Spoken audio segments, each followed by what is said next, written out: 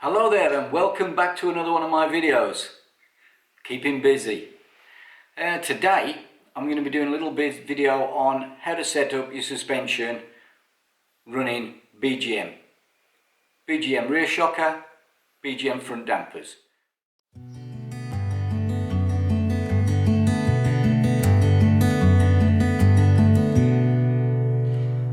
Okay, ladies and gentlemen, I don't get many ladies actually. In fact, my feedback says there's none. There must be some. Well, anyway, first of all we start with the easy part of setting up suspension, which is the front suspension. As you see, we've got the BGM shocks. This is all about the BGM. I can't do everybody's system that they've got because there's so many different ones, but I think this is probably the most common setup. Right, so what you do is put a tie wrap approximately halfway down your damper on both sides, then go out for a test drive and see under normal riding conditions, and then see where the tie wrap has moved to. So if it's only moved a little bit, then you're too hard. If it's gone all the way to the bottom, then you're too soft. So you want to be, I've worked out for my weight, which is 11 stone, I'm running at 7 millimeters from the top of the tie wrap to the rubber. So you measure 7 millimeters from there to there with your vernier or a ruler or whatever, and try and get the same on the other side. So if one's slightly higher than the other, then whichever's the highest one is too hard and the one that's lower is too soft, and you just adjust on the pre-damp here until you get them equal. And it's pretty well as simple as that. The spring setup, I think I've discussed that before, and everything else in earlier footage. It all depends greatly on the size of the rider and his weight, and his riding position as well. If he rides towards the rear of the bike, then that changes things as well. If he rides towards the front of the seat, that will change it again, because you're moving the centre of gravity.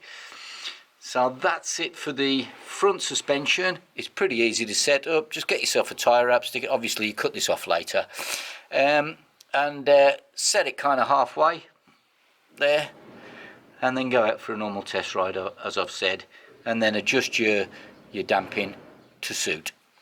So for me, at my weight 11 stone, and my riding position for road is normally at the front of the seat, not sitting at the back, so I go to that 7 millimeter on that, and that works very, very nicely. Obviously, as I've said before, you've always got to have some sag on the suspension when there's no weight on the vehicle, that you can lift the bike up and the suspension still has room to move down.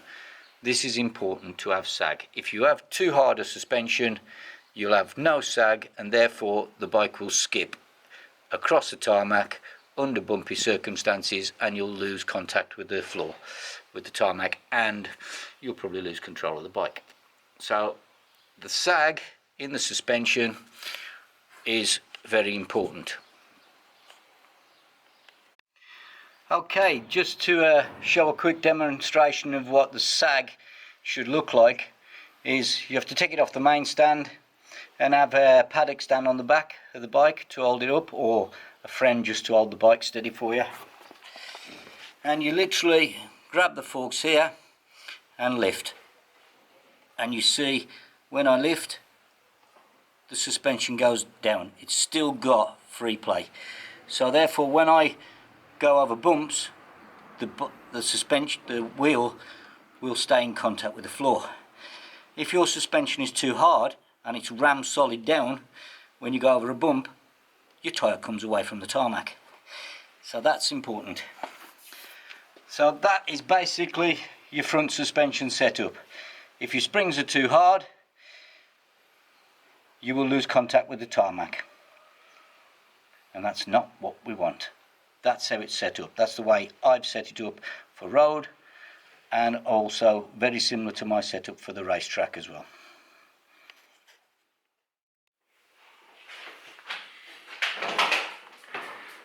So now we're going to move on to the rear suspension, but I'd like to thank all the people that have been subscribing to me.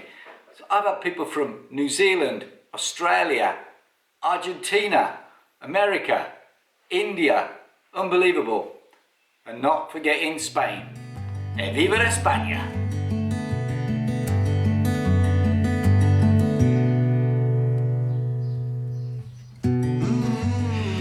Okay, so we're coming on to the rear suspension. As you see, I'm also using the BGM suspension at the back. Now, as I've said before, it's all about the weight of the rider. The way I've done it here is I've set my spring preload, so when I sit on the bike, it drops 15 millimeters under my weight. So if you're heavier than I am, you put more preload on until you get a drop of 15 millimeters, and that will give you more or less the right suspension preload that you need. I'll demonstrate that now. Take it off the stand. So when I sit on the bike, this rule comes down and hits my little marker at 15 millimeters. That's my weight. 15 millimeters is my preload setting. Other than that, when there's nobody on the bike, I have sag. As you can see, the bike still has some movement to come up. If you start getting a heavier rider, you end up with more preload on the spring, and then that does not happen anymore. You don't get any sag anymore. It'll become solid. So I have sag, so my wheel will remain on the ground. Now for the damping setting, I found for my weight, 11 stone, it's got 0 up to 39 settings, or 40 rather. I only managed to get 39 out of mine for some reason. I'm running on 25, from softest 25 clicks. The heavier the rider, you'll have to go a little bit more, but I always go for more damping and less preload on the spring, and that will give you a nice soft ride, and it will give you some sag. And that, from my many hours of riding, is what I found to be the best. So basically I'm doing a basic guide for your average rider of how to set his suspension up for normal road use. For the racetrack it's going to be different, and that's most of the race boys have got their own way of setting up the suspension and their own preferences anyway. So that's it for my setup on suspension. I hope you've enjoyed it and put it to good use.